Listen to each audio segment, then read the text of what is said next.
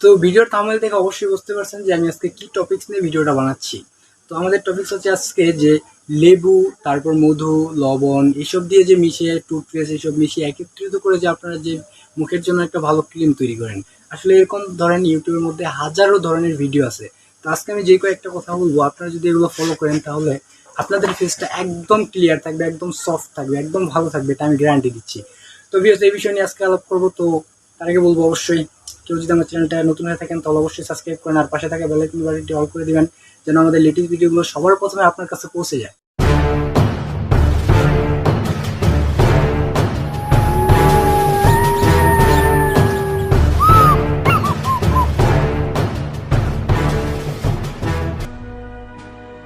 তো guys, welcome to back.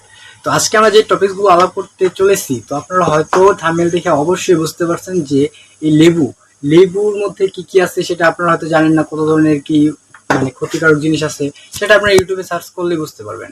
তো তার জন্য আমি আপনাদেরকে বলবো যে ইউটিউবের মধ্যে হাজারো ধরনের মুখের ফেস ওয়াশের জন্য হাজারো ধরনের টিপস তৈরি করছে, হাজারো ধরনের অনেক কিছু ভিডিও আপনারা পাবেন যে লেবুর সাথে মধু মিশাইতে হয়, এটা মিশাইতে হয়, সেটা মিশাইতে হয়, হাবি জাবি মিশায় ফোনে মুখের মধ্যে মাখবেন, একদম এক রাতে ফর্সা হয়ে যাবেন।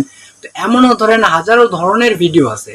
তো এইসব ভিডিও আসলে কি ভালো, ক্ষতিকর, নাকি এগুলা শুধু শুধু মানে মানুষকে সময় নষ্ট করতেছে, নাকি আসলে এগুলা খুবই পরীক্ষিত হয় মুখ এবং খুব উজ্জ্বল হয়?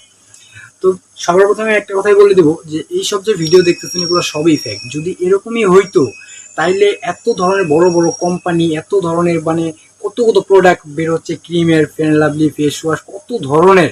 তো তাইলে বলে যদি এরকমই হতো তাহলে মানুষ তার ফেয়ার লাভলি, ফেস ওয়াশ কিচ্ছু কিন্তু না, সবাই বাড়িতেই বানাই তার মুখে দিত। তো তো ভিউয়ার্স, আজকে আপনাদেরকে এটার সম্বন্ধে কিছু বলতেছি যে এগুলো আপনারা কখনোই ইউজ করবেন না, কারণ এটা আপনার মুখের জন্য অনেকটাই ক্ষতিকারক। যে মুখের মধ্যে দেখবেন অনেক ধরনের দাগ হয়, বরণ হয়, এই কারণে এগুলো দিয়ে ভরে যায়, বুঝছেন? তো দিবেন না তাই বলে না, যেমন দিতে পারেন অবশ্যই। যেমন ধরেন আপনি এক নাম্বার দিতে পারেন নিম। হ্যাঁ, নিমের পাতা যদি আপনি বাইটে দেন তাহলে আপনার মুখটা অবশ্যই সফট থাকবে, ঠিক আছে? তো তারপরে দিতে পারেন শশা। যেমন শশা অনেকটা উপকারিত, মুখের জন্য শশা উপকারিত। তারপরে আপনি এরকম ধরেন কিছু কিছু জিনিস আছে, যেমন আরো কিছু কিছু আছে যেটা আমি আপনাদেরকে নেক্সট ভিডিওতে বলবো। তো আমি আজকে শুধু এটার ধারণাটা, ভুল ধারণাটা ভেঙে দেওয়ার জন্য আজকের ভিডিওটা, ঠিক আছে? তো তার জন্য কি কি দিয়ে কি হবে মানে ভালো ধরনের ভিডিওগুলো আপনারা নেক্সট টপিকে আমি আপনাদেরকে দিব।